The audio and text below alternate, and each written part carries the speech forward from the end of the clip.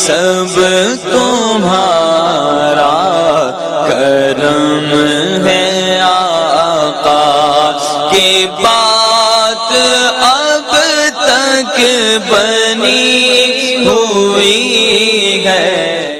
اللہ کے سوا غیر اللہ سے مانگنا، اس پر میں نے ابھی تک اپلوڈ نہیں کی کوئی بھی ایپیسوڈ۔ اب قریب انشاءاللہ اس پر میں ایک طویل کام کرنے والا ہوں، لیکن آج مختصراً ایک بات کروں گا کہ کل ایک گروپ میں نے دیکھا کہ ایک بھائی نے آیت کریمہ پیش کی کہ ولیکم اللہ و رسولہ، تمہارا مددگار اللہ ہے اور اس کا رسول ہے۔ تو وہ بھائی آگے سے کہنے لگے کہ جناب اللہ کے سوا کوئی مددگار نہیں، غیر اللہ سے مدد مانگنا شرک ہے۔ یعنی واضح لفظوں میں اس نے یہ بات کہی، اور اس نے کہا کہ یہ قرآن آپ ایران سے لے کے آئے ہیں، ہم اسے نہیں مانتے۔ تو اس طرح کی گفتگو یقین کریں کچھ قرآن کی آیات پہ ایمان لانا اور کچھ کو ترک کر دینا، یہ جو ہے یہ ایمان نہیں ہے، یہ کفر ہے۔ کیوں؟ قرآن کریم پورے پر ایمان لانا ہے اور ساری آیات کریمہ پر ایمان لانا ہے۔ جہاں رب تعالیٰ فرماتا ہے کہ میرے سوا کوئی عطا نہیں کرتا، وہاں اللہ نے یہ فرمایا کہ آتاہم اللہ و رسولہ، میں بھی عطا کرتا ہوں اور اللہ کا میرا رسول بھی عطا کرتا ہے۔ جہاں اللہ فرماتا ہے میں غنی کرتا ہوں، فرمایا اغناہم اللہ و رسولہ، جن کو اللہ نے غنی کیا اور اللہ کے رسول نے غنی کیا۔ تو قرآن کریم کے سارے پہلو کو دیکھنا پڑے گا۔ میں تھوڑا بیسک سے بات کر کے پھر اس عنوان کی طرف آؤں گا کہ ایسا انشاءاللہ آپ کے سامنے لاؤں گا۔ سب سے پہلے تو میں آپ کے سامنے یہ رکھوں کہ شرک کیا ہے۔ جو اللہ کے لیے آپ نے قرآن کریم میں ایک آیت پڑھ لی، اگر اللہ کے سوا کسی اور کے لیے آپ پڑھیں گے تو کیا شرک ہو جائے گا؟ نہیں، بالکل ہر کسی شرک نہیں ہوگا۔ اگر آپ یہی شرک والی بات کو مد نظر رکھ کر کے اور اسی نظریے کے ساتھ قرآن کا مطالعہ کریں تو پھر قرآن کی پہلی آیت کریمہ اگر اسی عقیدے سے قرآن کریم پڑھا جائے تو آپ پہلی آیت کریمہ سے آگے نہیں گزر پائیں گے۔ قرآن کریم کی پہلی آیت کریمہ ہے، آپ پڑھتے ہیں الحمدللہ رب العالمین، تمام تعریفیں اللہ کے لیے ہیں جو تمام عالمین کا رب ہے۔ اب لفظ رب آ گیا، اگر میں رب کہوں، اگر میں اللہ کے سوا کسی کو غوث کہوں، اگر میں اللہ کے سوا کسی کو داتا کہوں تو کیا ہوگا؟ کہیں گے جی شرک ہے۔ لیکن اب قرآن کریم میں آپ دیکھیں، اگر اللہ رب ہے، اللہ داتا ہے، اللہ غوث ہے، اور اللہ کے سوا کوئی غوث نہیں، اللہ کے سوا کوئی داتا نہیں، کوئی گنجے بخش نہیں، تو میں یہ عرض کروں گا کہ اللہ کے سوا رب بھی تو کوئی نہیں۔ یہی بات ہے، جو غوث ہے اسی کو تو رب کہتی ہیں، تو اللہ ہی غوث ہے، اللہ ہی رب ہے، اللہ ہی جو ہے وہ گنجے بخش ہے۔ تو آپ حیران ہوں گے، قرآن کریم میں اللہ ایک اور مقام پہ فرماتا ہے کہ رب ارحمہما کما ربیانی صغیرا، اور فرمایا کہ یہ جو تمہارے رب ہے، بنی اسرائیل کی آیت نمبر 24 میں فرمایا کہ تمہارے والدین کیا ہیں، جنہوں نے تمہاری پرورش کی، کیا ہے؟ رب ہے، ربیانی صغیرا، چھوٹے رب ہیں۔ مجھے یہ بتائیں، اللہ بھی رب اور والدین چھوٹے رب؟ اور اگر میں کہوں اللہ بھی غوث اور حضور غوث اعظم چھوٹے غوث، تو پھر کیا فتویٰ لگائیں گے؟ فتویٰ یہاں بھی لگائے نا۔ میں آگے چل کے یہ عبارات غیر کی پیش کروں گا، جو مدی ذات کی علماء کے کتابیں پیش کروں گا، لیکن ابھی آپ غور کریں۔ اللہ فرما رہا ہے قرآن کریم میں، جو ہے دعا کرتے ہیں، فرمایا اے جو ہے کما ربیانی صغیرا، اے ہمارے جو والدین ہیں وہ کون ہیں؟ چھوٹے رب ہیں۔ اب والدین بھی رب، اللہ بھی رب۔ اب قرآن کا تیسرا مقام سورہ یوسف کے اندر آیت نمبر 48 یا 49 میں آپ دیکھیں، جو قید خانے کے ساتھی ہیں ان کو یوسف علیہ السلام کہتے ہیں تمہاری خواب کی تعبیر یہ ہے کہ ربہ خمرا، تم اپنے رب کو شراب پلاؤ گے۔ اب قرآن کریم کا تیسرا مقام اللہ فرماتا ہے میں رب العالمین ہوں۔ والدین کے متعلق فرمایا یہ تمہارے رب ہے، صغیر رب۔ اور عزیز مصر کے متعلق یوسف علیہ السلام کہتے ہیں قرآن میں کہ وہ تمہارا رب ہے، رب جان صغیرہ، تو اپنے رب کو شراب پلائے گا۔ اب فرق کیسے کرو گے؟ اب فرق کیسے کرو گے؟ اب اگر غوث ہم کہیں اللہ کو بھی اور غوث مانے ہم غوث عبد القادر جیلانی کو بھی، تو تم لگاتے ہو فتویٰ شرک۔ اب یہاں بھی لگاؤ فتویٰ شرک، کہ اللہ بھی رب، اور قرآن کہہ رہا ہے عزیز مصر بادشاہ بھی رب اور والدین بھی رب۔ اب تمہیں حقیقی اور مجازی کا فرق کرنا پڑے گا۔ اللہ حقیقی رب ہے اور عزیز مصر کو رب بنایا ہے تو وہ اللہ نے اللہ کی عطا سے ہے، اور ہمارے والدین اگر ہمارے رب ہیں، پالنے والے ہیں، تو وہ اللہ کی عطا سے ہیں۔ اب لفظوں کی ہیر پھیر نہیں ہے، بظاہر ہم فتویٰ شرک نہیں لگائیں گے۔ اللہ اکبر، جس نے کسی کو مشرک کہا اور وہ مشرک نہ ہوا تو شرک اس پہ لوٹ آئے گا جس کو مشرک کہا ہوگا۔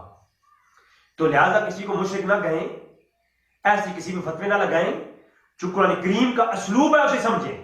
اللہ فرماتا ہے اب ہم مومن ہیں۔ اب آپ جو بندی حضرات سے پوچھیں آپ مومن ہیں، وہ کہیں گے آپ مومن ہیں۔ آپ اہل حدیث سے پوچھیں وہ کہیں گے ہم مومن ہیں۔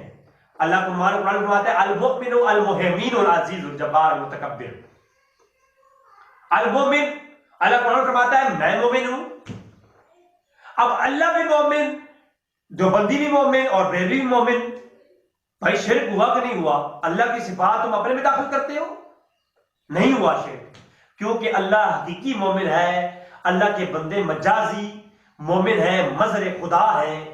اسی طرح جہاں یہاں تعویل کرتے ہیں وہاں بھی تعویل یہ ہوگی حضور غوث الاعظم مجازی جو ہے وہ غوث ہے، حقیقی غوث اللہ تبارک و تعالیٰ کی ذات ہے۔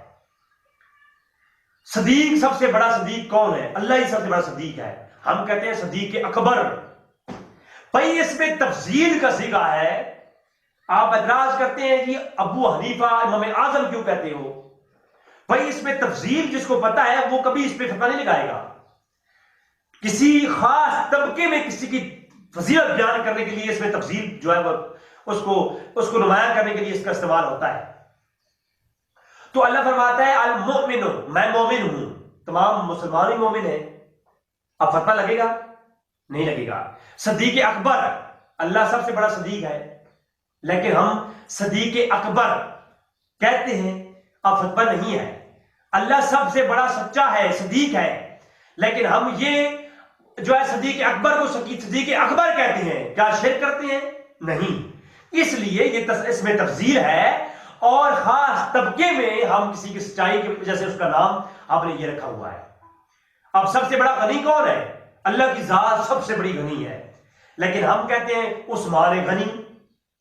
اگر حضور غوث الاعظم کو ہم غوث اعظم کہیں اور داتا علی اجمیری کو داتا کہیں تو فتویٰ آتا ہے جی یہ شرک ہے۔